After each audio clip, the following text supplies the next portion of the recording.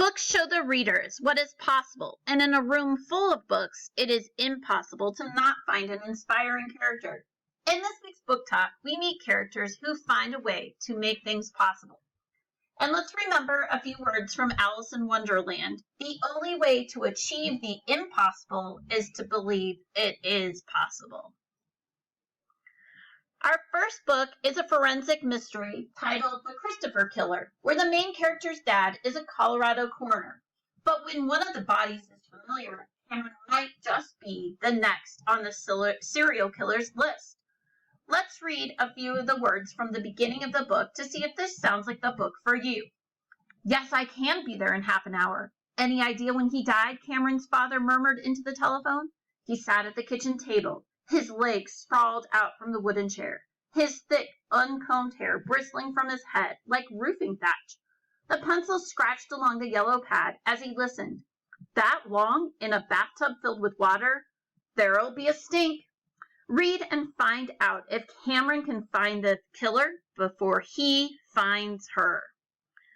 Our next book is another mystery that involves notes with riddles, old murders, and new murders. This is Truly Devious by Marie Johnson, and this is the first book in a series of other mysteries. When Stevie arrives at the school to solve an old murder case, she soon finds out that there's more than one murder to solve. Let's read a few of the first words from this book. Fate came from Dottie Epstein a year earlier in the form of a call to the principal's office. It was not her first time there. Dolores Epstein wasn't sent for any of the normal reasons, fighting, cheating, etc. Dottie would get called down for more complicated matters, designing her own chemistry experiments, questioning her teacher's understanding, or reading books in class. Well, Dolores, the principal, would say, you can't go around acting like you're smarter than everyone else. But I am, she would reply, not out of arrogance, but because it was true. So if you would like to find out how Stevie is able to solve the case of Dottie and the other murders, check this book out. Do you like reading mysteries or stories that keep you on the edge of your seat? Then search mystery or thrillers in Sora and you'll find books like these. So check them out. Our next book is A Spy in the House by Y.S. Lee. This book is steeped in Victorian atmosphere and intrigue. This diverting mystery trails a feisty heroine as she takes on a precarious secret assignment.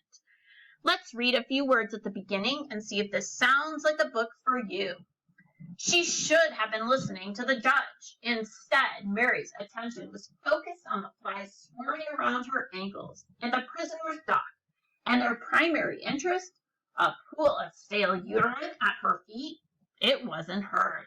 Some poor fool must have lost control of his bladder earlier in the day, but the puddle would remain until, well, long after her case was finished at any rate. If you'd like to read and find out what happened with Mary's case and what is her secret assignment, check this book out. Our last book is Cover Up by John Feinstein, and it's called Mystery at the Super Bowl. This is an exciting football mystery as two teams are invited to report on the Super Bowl but find out the owner is covering up something.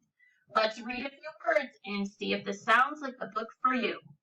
Dad, I think they're here. Stevie Thomas was staring out the front window of his house, which offered a view of the entire street. He had been sitting on the couch, ostensibly reading a book, but he had read exactly one page in an hour because he kept looking out the window.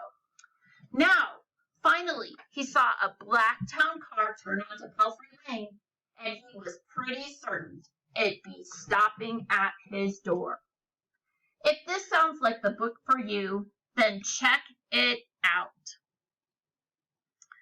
I hope you enjoyed my book talk that features mysteries and the words at the beginning of the books. Thanks for coming to my book talk.